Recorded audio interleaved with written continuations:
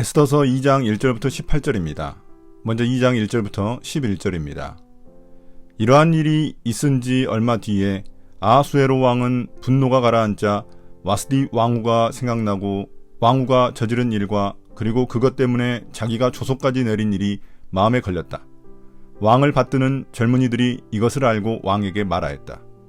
임금님을 모실 아리답고 젊은 처녀들을 찾아보게 하시는 것이 좋겠습니다. 임금님께서 다스리시는 각 지방에 관리를 임명하시고 아리답고 젊은 처녀들을 뽑아서 도성 수산으로 데려오게 하시고 후궁을 불러다가 궁녀를 돌보는 내시 해게에게 맡기시고 그들이 몸을 가꿀 화장품을 내리십시오. 그리하신 뒤에 임금님 마음에 드는 처녀를 와스디 대신에 왕으로 삼으심이 좋을 듯합니다. 왕은 그 제안이 마음에 들어서 그대로 하였다. 그때 도성 수산에는 모르드게라고 하는 유다 남자가 있었다. 그는 베냐민 지파 사람으로서 아버지는 야일이고 할아버지는 시므이이고 중조부는 기스이다. 그는 바벨론 왕 느부갓네살이 예루살렘에서 유다 왕 여고냐와 그의 백성을 포로로 끌고 왔을 때에 함께 잡혀온 사람이다. 모르드게에게는 하다사라고 하는 사촌 누이 동생이 있었다. 이름을 에스더라고도 하는데 일찍 부모를 여의었으므로 모르드게가 데려다가 길렀다.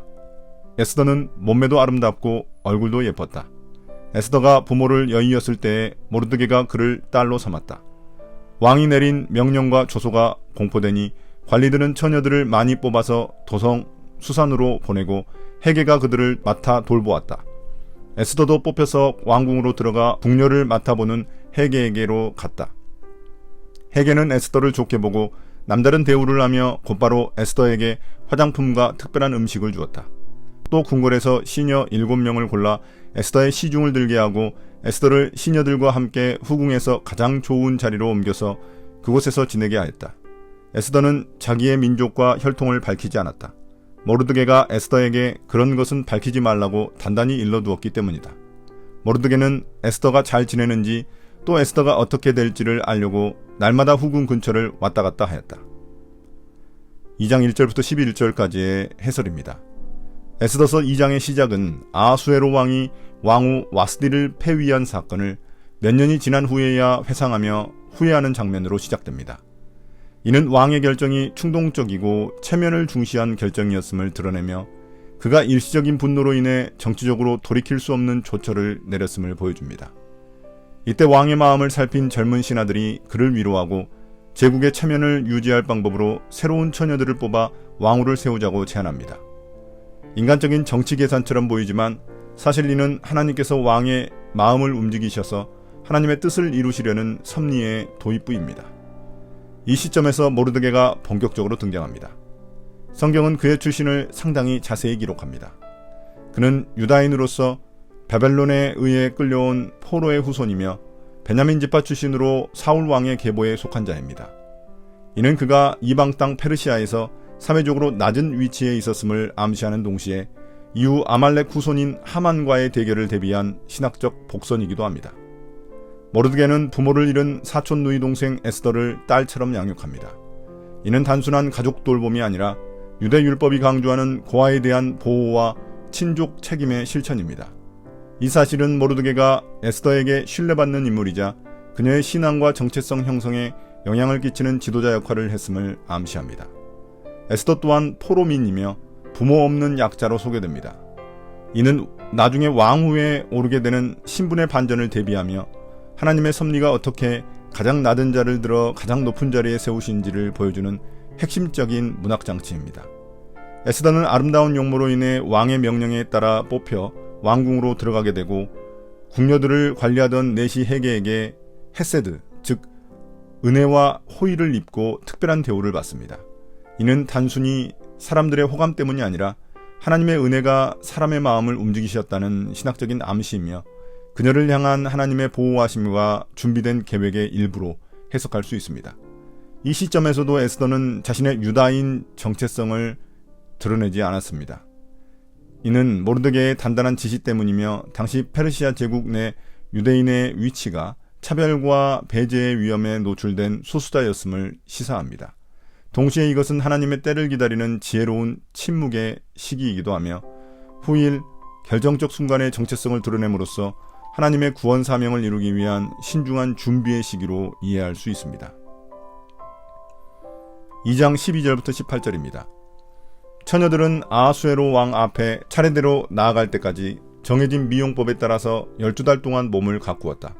처음 6달 동안은 모략 기름으로, 다음 6달 동안은 향유와 여러가지 여성용 화장품으로 몸을 가꾸었다. 처녀가 왕 앞에 나아갈 때에는 원하는 것은 무엇이든지 다 주어서 후궁에서 대궐로 가지고 가게 하였다. 저녁에 대궐로 들어간 처녀가 이튿날 아침에 나오면 후궁들을 맡아보는 왕의 내시 사스가스가 별궁으로 데리고 갔다. 왕이 그를 좋아하여 특별히 지명하여 부르지 않으면 다시는 왕 앞에 나아갈 수 없었다. 드디어 모르드게의 삼촌 아비하일의 딸, 곧 모르드게가 자기의 딸로 삼은 에스더가 왕에게 나아갈 차례가 되었다. 에스더는 궁녀를 돌보는 왕의 내시 헤게가 하라는 대로만 단장을 하였을 뿐이고 다른 꾸미개는 요구하지 않았다. 그런데도 에스더는 누가 보아도 아리따웠다. 그가 아하수에로 왕의 침전으로 불려 들어간 것은 아하수에로가 다스린 지 7년째 되는 해 10째 달 곧 데벳월이었다. 왕은 에스더를 다른 궁녀들보다도 더 사랑하였다. 에스더는 모든 처녀들을 제치고 왕의 귀염과 사랑을 독차지하였다. 드디어 왕은 에스더의 머리에 관을 씌우고 와스디를 대신하여 왕으로 삼았다. 왕은 에스더를 위하여 큰 잔치를 베풀고 대신들과 신하들을 다 초대하였으며 전국 각 지방에 세금을 면제하여 주고 왕의 이름으로 여러가지 상을 푸짐하게 내렸다. 12절부터 18절까지의 해설입니다. 에스더서 2장 후반부는 에스더가 왕후로 선택되는 과정을 매우 상세히 묘사하고 있습니다. 이는 단순히 제국의 미인 선발 절차를 설명하려는 것이 아니라 복잡하고 인간중심적인 체계 속에서도 하나님의 숨은 손길이 어떻게 작동하는지를 드러내기 위한 장치입니다. 왕의 명령에 따라 뽑힌 처녀들은 무려 12개월 동안 정결의식과 미용 준비를 마친 후 왕 앞에 나아갈 수 있었습니다. 이는 페르시아 제국의 화려함과 권력중심적인 사고방식, 또한 여성을 도구화하는 문화를 보여줍니다. 더구나 한번 왕 앞에 나아간 후 관심을 받지 못하면 다시는 돌아올 수 없는 구조였기에 대부분의 여인들은 왕의 눈에 들기 위해 화려하게 꾸미고 욕심껏 자신을 치장했을 것입니다. 그러나 에스더는 달랐습니다.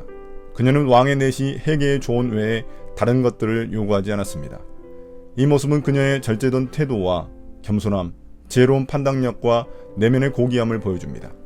겉으로는 꾸밈을 최소화했지만 오히려 그 절제가 에스더를 돋보이게 만들었습니다.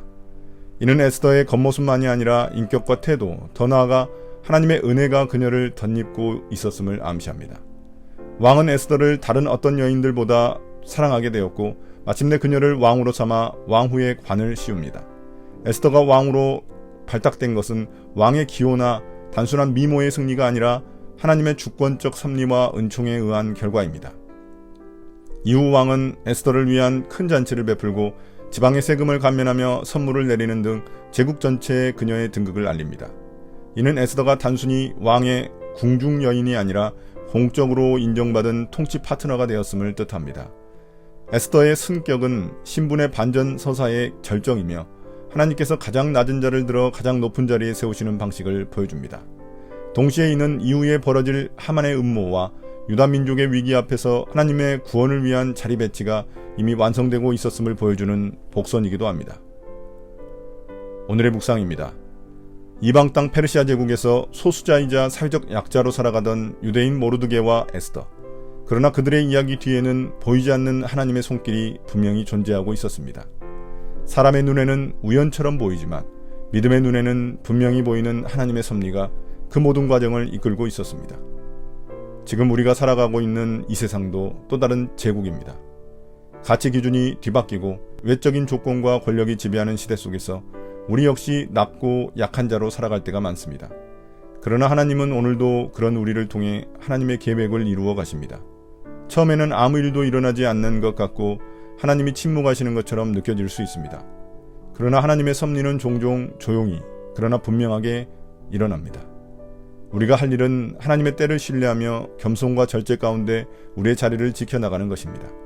그러할 때 우리는 마침내 하나님의 뜻이 어떻게 성취되어 가는지를 깨닫게 될 것입니다. 오늘도 그 믿음을 붙들고 보이지 않아도 역사하시는 하나님을 신뢰하며 하루를 살아가기를 소망합니다.